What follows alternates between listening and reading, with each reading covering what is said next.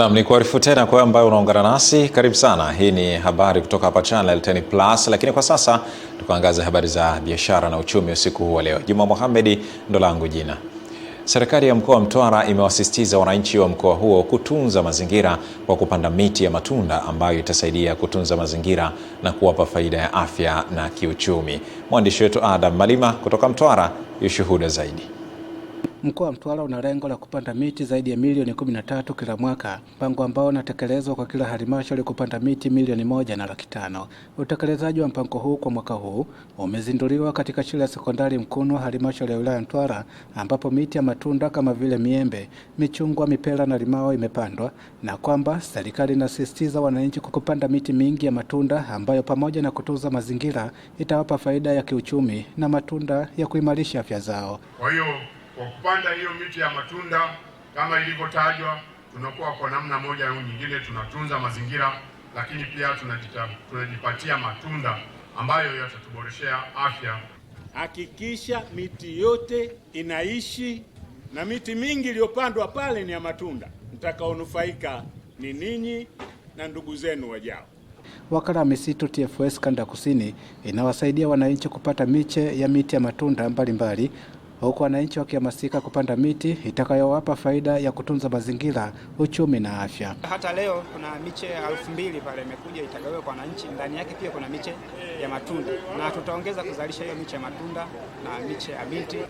Umuhimu wa kupanda miti ya matunda, kwanza nalinda ardhi, lakini pia hali ya hewa, na itakuwa ni fursa ya kupata matunda haya kwa ajili ya kuwa kama mjasiriamali kwenda kuwauzia mjini. Eneo kubwa katika mkoa wa Mtwara limepandwa miti ya mikorosho, miti ambayo inatunza mazingira lakini inawapa faida kubwa ya kukuza uchumi wao kupitia zao la korosho ambalo pia linaimarisha afya zao wanapokula. Kutoka mkoani Mtwara, Adam Malima, Channel 10.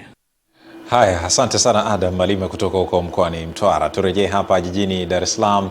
CRDB Bank Foundation kupitia mradi wake wa Imbeju imesema jumla ya wajasiriamali na wafanyabiashara changa 3967 wamewasilisha miradi yao kwenye programu ya Go Green na Imbeju, mradi unaozingatia zaidi uchumi wa kijani. Aidha, katika maombi hayo asilimia 58 ya vijana wavulana na asilimia 42 ni vijana wa kike kutoka Tanzania bara na visiwani. Mwanahabari wetu anatujuza zaidi. Akizungumza jijini Dar es Salaam wakati wa kutangaza matokeo hayo, mkurugenzi mtendaji wa CRDB Bank Foundation Tuli Esther Mwambapa amesema mradi wa Go Green na Imbeju unawalenga hasa vijana, wamiliki wa kampuni changa, wafanyabiashara ndogo ndogo na wanafunzi waliopo vyuoni wenye mawazo ya biashara bunifu. Mkurugenzi mtendaji huyo wa CRDB Bank Foundation katika uwezeshaji huo wanaokwenda kuufanya kwa vijana, kipaumbele cha kwanza hakitakuwa fedha taslimu. Makundi yote haya matatu yanatakiwa yawe na ubunifu au biashara ambazo ziko katika uelekeo wa uchumi wa kijani. Uwezeshaji huu utaangalia zaidi au utaangazia zaidi katika kuwawezesha hizi biashara changa kupata vitendea kazi ambavyo vitawasaidia wao kukuza biashara zao kama mashine, mitambo badala ya kutoa fedha. Mikoa inayoongoza kwa vijana wake kuchangamkia fursa hiyo ya uwezeshaji wa Go Green na Imbeju ni pamoja na Dar es Salaam, Dodoma, Mwanza, Iringa, Morogoro, Arusha na Zanzibar.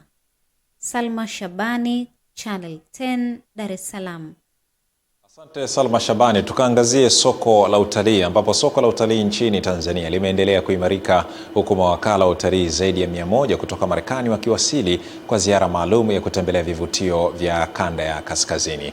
Ujio wa wageni hao ni sehemu ya juhudi za kupanua soko la utalii kimataifa na kuongeza mchango wa sekta hiyo katika uchumi wa Tanzania. Tupate taarifa zaidi. Ujio wa wageni hao ni sehemu ya juhudi za kupanua soko la utalii kimataifa na kuongeza mchango wa sekta hiyo katika uchumi wa taifa. Akizungumza jijini Arusha katika hafla ya chakula cha jioni iliyoandaliwa na Bodi ya Utalii Tanzania kwa kushirikiana na kampuni ya Excellent Safaris, mdau wa utalii na jaji mstaafu Thomas Mihayo amesema sekta ya utalii imeendelea kuhimili changamoto na kubaki kuwa mhimili muhimu wa uchumi. Tunapopata wageni hawa tuwashike kama mboni ya jicho kwa sababu hawa ndio watakuwa watangazaji wetu wa utalii. Marekani ni soko zuri lakini gumu sana, soko la matajiri, wana fedha na tunawalea kama vile mayai, lakini wanapokukubali Watanzania, hawa sasa watakuwa mawakili wetu, watakuwa watangazaji wetu. Are bridging the gap between the US and Tanzania. We're bringing awareness, the luxury feel, the culture, all to the US of what Tanzania is all about. Ujio wao ni mojawapo ya jitihada mbalimbali ambazo zinafanywa na serikali yetu ya awamu ya 6, ukizingatia kwamba rais wetu mpendwa Dr. Samia Suluhu Hassan aliweza kufanya filamu ya Royal Tour ambayo imekuwa na mashiko makubwa katika taifa hili. I love the environmental focus that you have over here. I love the hospitality of the people, generosity that we've seen in the last couple of days. Wadau wa utalii wana matumaini kuwa ujio wa kundi hilo utafungua fursa zaidi za utalii na kuendelea kuitangaza Tanzania kimataifa.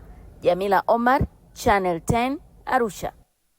Taarifa ya Jamila Omar kutoka jijini Arusha inahitimisha habari za biashara na uchumi usiku huu wa leo. Shukrani sana kwa wote ambao mlikuwa nasi. Mimi naitwa Juma Mohamed, tukae tayari kwa ajili ya habari za michezo na burudani. Eden Bahati atakuja hapa kutujuza kwa uzuri zaidi kwenye upande wa michezo na burudani usiku huu wa leo.